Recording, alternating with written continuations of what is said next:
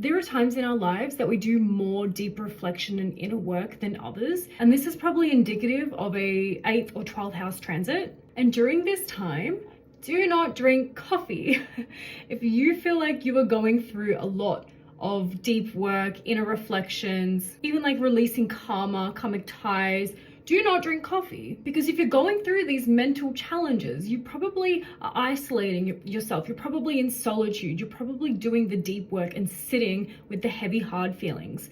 If you add coffee or caffeine, which is high energy, alertness, and it's generally associated with like stimulating the mind, you're doing all of this deep work, going into solitude, reflecting, being alone, and then you're being stimulated in a way that cannot align. By stimulating the mind, you can amplify like panic attacks, you can amplify like body shakiness or like anxiety and overstimulation and stress. Your cortisol can rise from this. And did you know that high cortisol looks like in the body puffiness, being overweight, acne, back acne, brittle and dry hair and your hair falling out? High cortisol in the body, especially for us women, really affects what we look like and affects our appearance. So obviously this is like the negative side of doing the deep work in a 12th or an 8th house transit. It could, however, caffeine could help to stimulate the mind and help you find the energy and motivation to do that deep work. So if you find yourself lacking